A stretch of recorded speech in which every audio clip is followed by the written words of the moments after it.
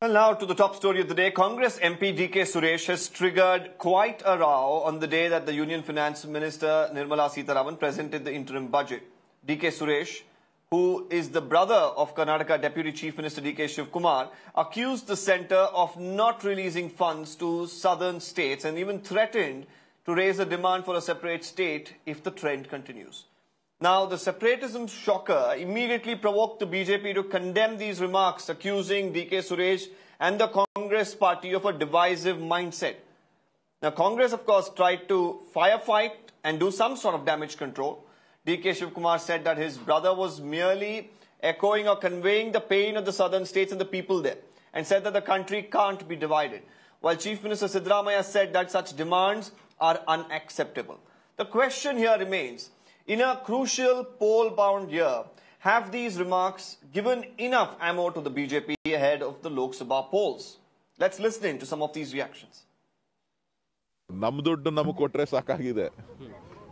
ಇವತ್ತು ನಮ್ಮ ಬೇಡಿಕೆ ಏನಿದೆ, GST ಮತ್ತು ನಮ್ಮ ರಾಜ್ಯದಿಂದ ಬರ್ತಕ್ಕಂಥ ಕಸ್ಟಮ್ಸ್ ಇರ್ಬೋದು, ಡೈರೆಕ್ಟ್ ಟ್ಯಾಕ್ಸಸ್ ಏನು ಬರ್ತಾ ಇದೆ, ಇನ್ಕಮ್ ಟ್ಯಾಕ್ಸ್, ದಕ್ಷಿಣ ಭಾರತಕ್ಕೆ ಬಹಳಷ್ಟು ಅನ್ಯಾಯ ಆಗ್ತಾ ಇರ್ತಕ್ಕಂಥದ್ದನ್ನ ನಾವು ಪ್ರತಿಯೊಂದು ಹಂತದಲ್ಲೂ ನಾವು ನೋಡ್ತಾ ಇದ್ದೇವೆ.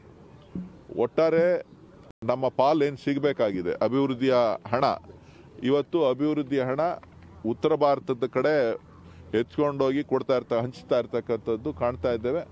ನಮಗೆ ಎಲ್ಲ ವಿಚಾರಗಳಲ್ಲೂ ಕೂಡ ಅನ್ಯಾಯ ಆಗ್ತಾ ಇದೆ. ನಾವು ಅದನ್ನ ಮುಂದಿನ ದಿನಗಳಲ್ಲಿ ಖಂಡಿಸಲಿಲ್ಲ ಅಂತ ಹೇಳಿದ್ರೆ ಪ್ರತ್ಯೇಕ ರಾಷ್ಟ್ರಕ್ಕೂ ಕೂಡ ನಾವು ಬೇಡಿಕೆಯನ್ನ ಇಡಬೇಕಾದಂತ ಅನಿವಾರ್ಯ ಪರಿಸ್ಥಿತಿಯನ್ನ ಹಿಂದಿ ಪ್ರದೇಶದವರು ನಮ್ಮ ಮೇಲೆ ಹೇರ್ತಾ ಇದ್ದಾರೆ ಅಂತ ಹೇಳಿ ನಾನು ಭಾವಿಸ್ತೀನಿ. See, Mr. Suresh or any other leader, HK Patil or any other leader might have spoken that the pain of South India. See, there should be a balance. The entire country is one. You can't only look at the Hindi belt. You have to look at the entire country. So in this budget, there is no equal distribution of financial sector. Though Karnataka has been giving a lot of revenue to the center. I cannot comment on that statement. You have to ask him. But it is not the policy of the Congress party or the position of the Congress party to ask for a separate country. That I can deny. For the rest, you have to ask Mr. Suresh. DK Suresh, the brother of DK Shivakumar, the Deputy Chief Minister of Karnataka, is advocating divisive agenda over the fund allocation for the southern states. He should be immediately booked under UAPA ordinance, and also the party should expel him for this divisive agenda. Rahul Gandhi is on Bharat Jodo Yatra. His own MP speaking about Bharat Todo.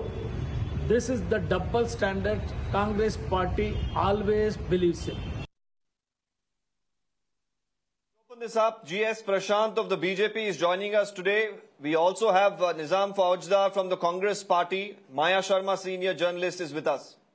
Taking this across, firstly to Mr. Foujdar. Very interesting statement. He could have spoken about, probably the states in the south not getting their due. It has been raised in the past by the chief ministers as well of multiple southern states. But saying that it could reach a situation where they'll have to ask for a separate country, that's pushing it too far. Deepak, we are trying to deviate from the main subject. The MP, DK Suresh, who is one of a very tall leader, has made a few demands about the funds that are being allocated to the state.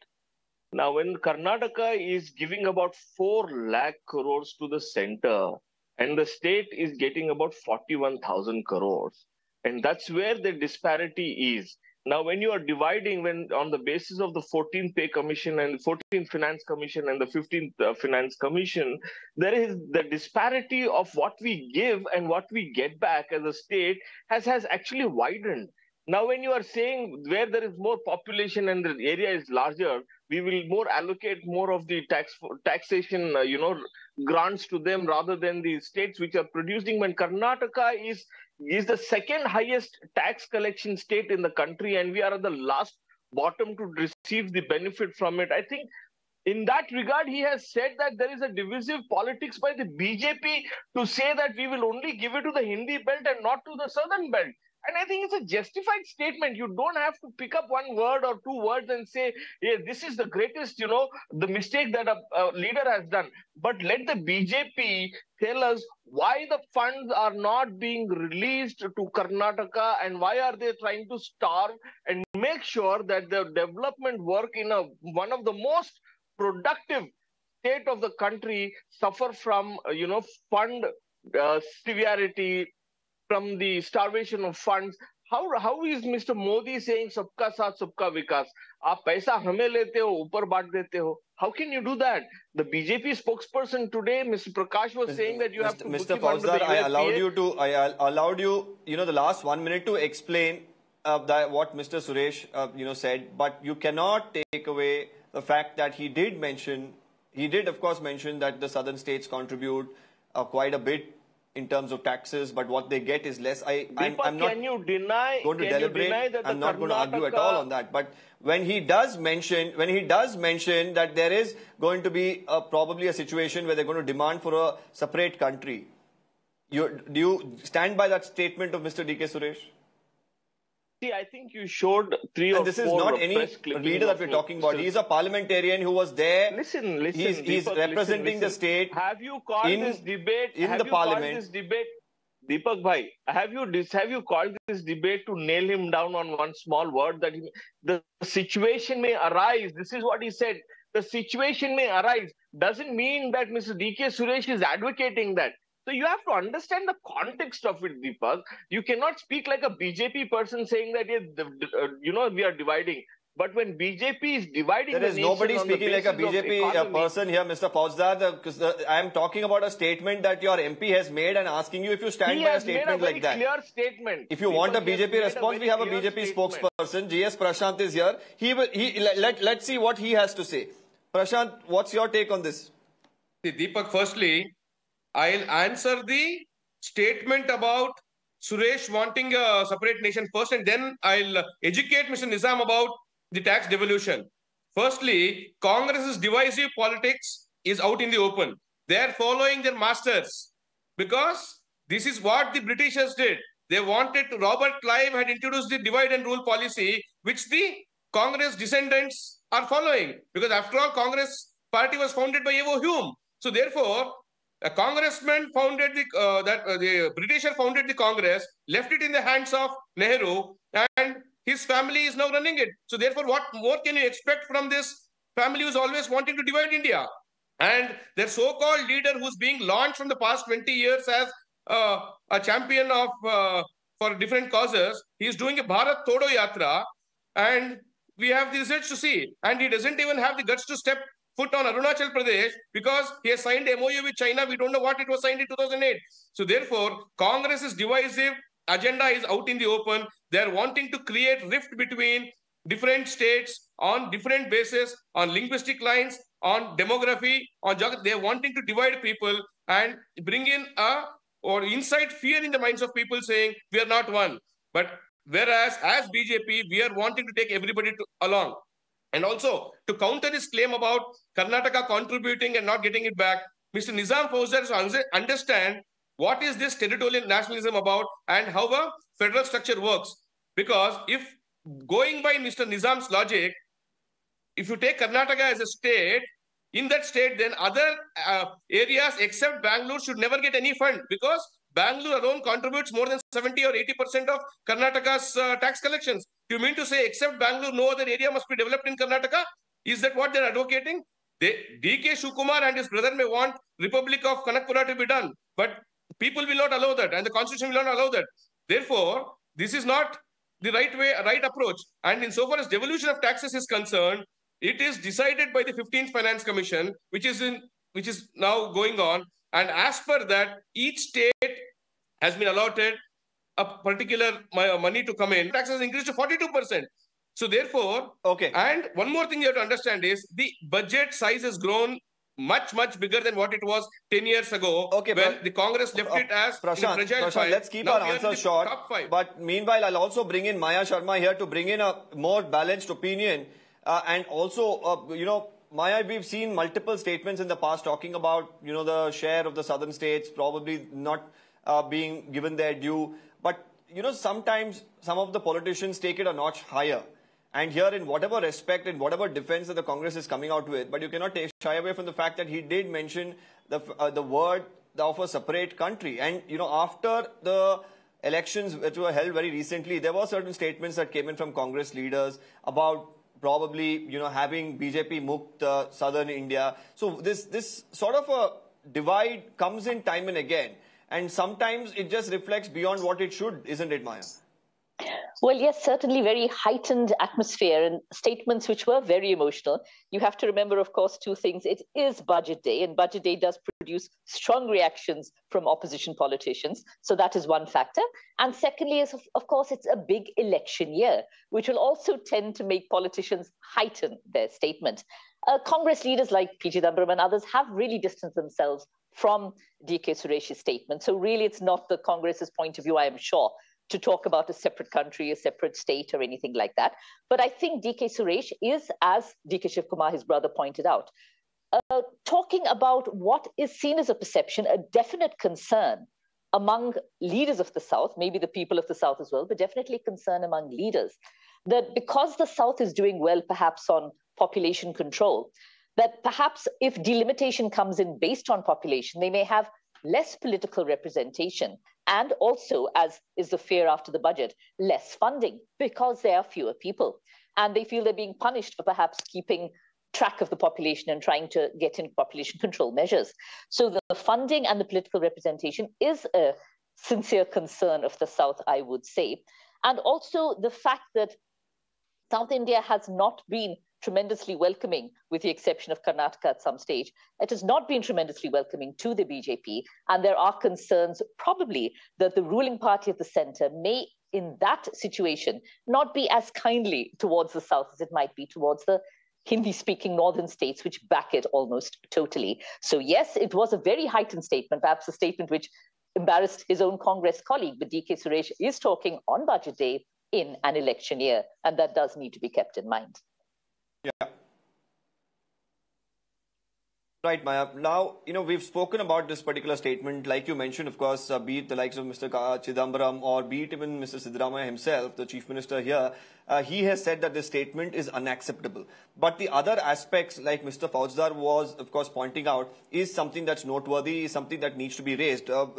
Just a while ago, we also saw a tweet from, another MP from the BJP, Tejasvi Surya, who spoke about tax devolution and how it's much higher under the Modi regime in comparison to the Manmohan regime. But here, Mr. Foujdar, another interesting aspect that he leaves out is probably that the amount of revenue that's generated from these states is much higher now under the Modi regime in comparison to, probably the Manmohan Singh regime as well. So, Deepak, are you asking me this? Yes. Deepak, is that question for me?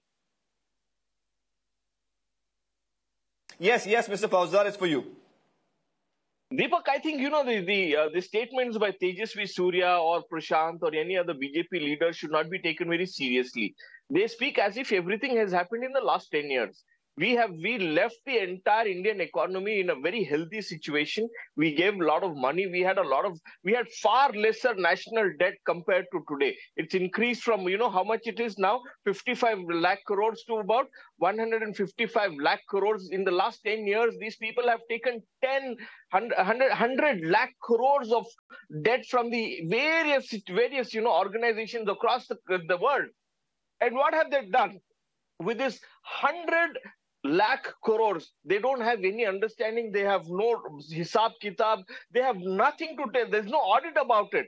When we left the country with only 55 lakh crores of debt, now today when we have become 1:3, how is that these people are saying that we have actually evolved the economy from a well-doing economy to a really great doing economy?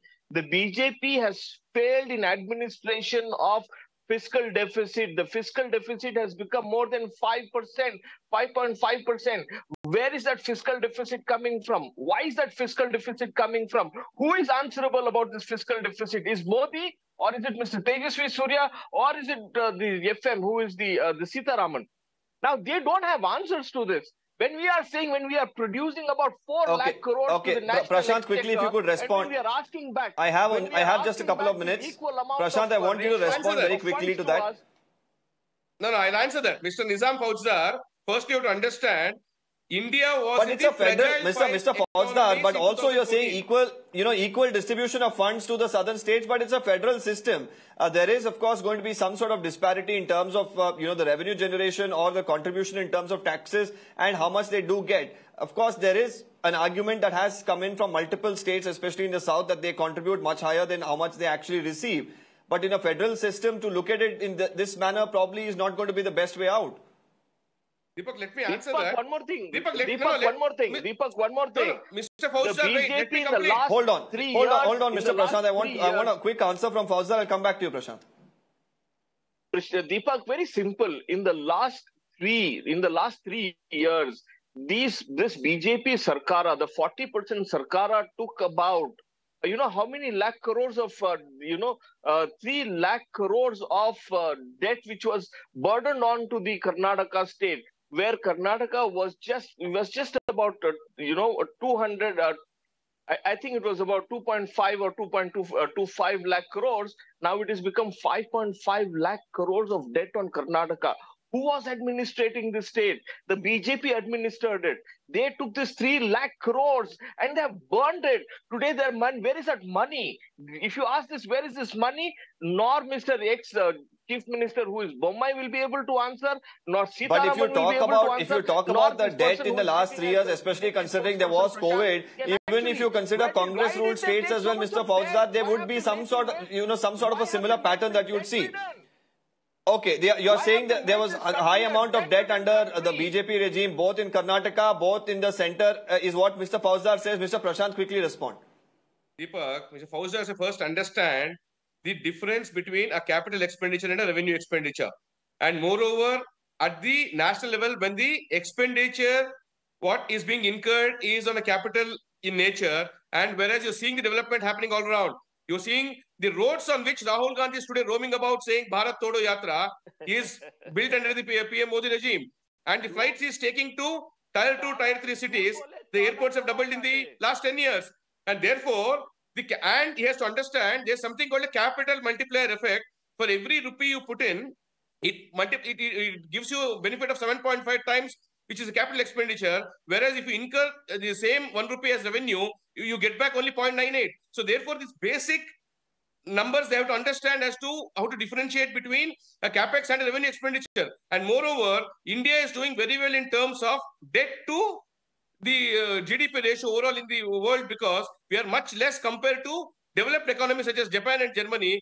They are way beyond 100%, and India has not even reached there. So therefore, India, when it's reaching to become the 3rd largest economy in the next 4 or 5 years, and 5 trillion economy, you will have debt, but at the same time, the economy is growing. Even the IMF, which had brought our forecast to 6.2, now has increased to 6.8, saying that India is one of the fastest growing economies in the world now. So therefore, this is only right, Prashant, I'm really out of time, so you'll have to sum it up very quickly. It's for people to see the development which is happening. No, we can go on about this debate, Prashant, or Mr. Foujdar. We can go on about this debate about which state deserves how much, their contributions of these states, and how the budget has been presented and how it will really work for these states. That's a very healthy debate to have in a democracy. But in a democracy, to also go on to say that we've not got enough and probably there will be a demand for a new country or a separate country is not something that's justified, and many of the Congress leaders themselves have said it. With that, I'm thanking all our panelists for joining us, being very patient. I'm going to slip into a quick break. Another interesting debate coming up on the other side. Stay with Mirror now.